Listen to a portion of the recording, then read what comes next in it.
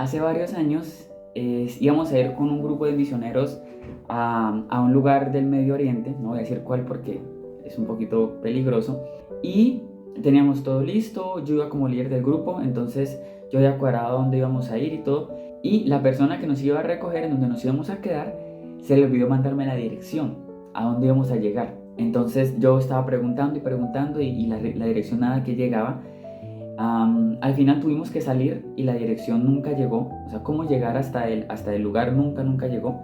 Yo tenía el número telefónico de él, de este lugar, pero no tenía manera de llamarlo. Entonces volamos, nos tocó volar un montón de horas, volamos casi durante 3 días seguidos, haciendo escalas y moviéndonos de un lado para otro para poder llegar hasta este lugar. Era la primera vez que yo iba a este país. Eventualmente llegamos a al aeropuerto más cercano que había de la ciudad a donde íbamos a ir. De noche, llegamos como a las 12 de la noche, 1 de la mañana, todavía sin tener registro de a dónde teníamos que llegar, de cómo llegar hasta la ciudad, porque la ciudad a la que íbamos no tenía aeropuerto.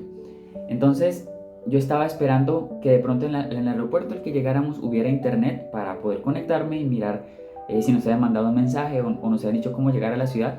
Pues el aeropuerto era tan pequeño que ni siquiera internet tenía.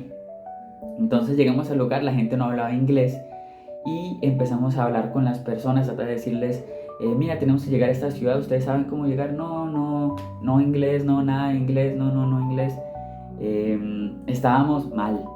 De nuevo, pánico, ¿qué hacemos? Las personas que iban conmigo estaban, bueno, ¿y qué hacemos? Y yo, pues no sé. Entonces, cuando salimos, había muchos taxistas que trataron de acercarse a nosotros para preguntar si necesitábamos ayuda o algo, pero ellos no hablaban nada de inglés, y nosotros no hablábamos su idioma. Entonces, tratando aquí de encontrar una solución, de comunicarnos con ellos, nada, pero de verdad, absolutamente nada de inglés. Ahí yo me acordé que yo hablaba un poquitico de alemán. Entonces yo traté de decirles algo en alemán y ellos dijeron, sí, alemán, sí, sí hablamos alemán. Entonces, a punta de alemán, un alemán muy machacado y muy feo, pudimos ubicarnos un poco en dónde estábamos y hacia dónde íbamos a ir.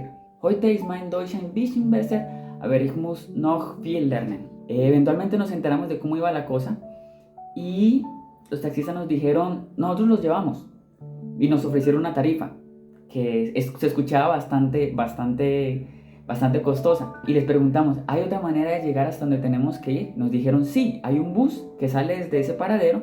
El bus sale más o menos dentro de 2 horas, y los va a dejar en un lugar de la ciudad. Yo le dije al taxista, bueno, vamos a esperar. ¿Van a esperar 2 horas? Sí, pues vamos a esperar, eso no es mucho. Ya son las 2 de la mañana, entonces esperaremos hasta que sean las 4 y saldremos. Listo, está bien. Nos quedamos ahí afuera del aeropuerto sentados esperando. A las 2 horas apareció el bus, nos montamos. El bus costaba como una quinta parte de lo que costaba el viaje en taxi, obviamente. Nos montamos y fuimos. El viaje en bus era más o menos como 2 horas en las que descansamos porque no habíamos dormido casi nada en esas últimas 72 horas. Estábamos enfermos, yo estaba enfermo también. Y fuimos andando, todavía sin saber bien hacia qué parte de la ciudad íbamos, solamente sabíamos que teníamos que llegar hasta esa ciudad. Llegamos hasta la ciudad, o sea, empezamos a llegar y el tipo que iba manejando el bus nos dijo, listo, ya, bájense en este lugar. Pues no tenemos otra opción, así que nos bajamos en un centro comercial y estaba todo solo. No había nadie alrededor, a pesar de que eran ya como las 6 de la mañana, 7 de la mañana, no había nadie. Y yo todavía sin internet para saber hacia dónde íbamos. Así que yo agarré mi celular y empecé a mirar si de pronto había wifi en algunos lugares. Había un Starbucks cerca, entonces me acerqué ahí para mirar si había wifi. Justo ese Starbucks no tenía wifi y estaba cerrado, entonces no había ninguna manera de ubicarnos bien. Entonces yo dije, bueno, ustedes quédense acá con las maletas, cuiden, si alguien se acerca a hacer algo, griten, y yo voy a mirar por acá alrededor a ver si de pronto encuentro un lugar.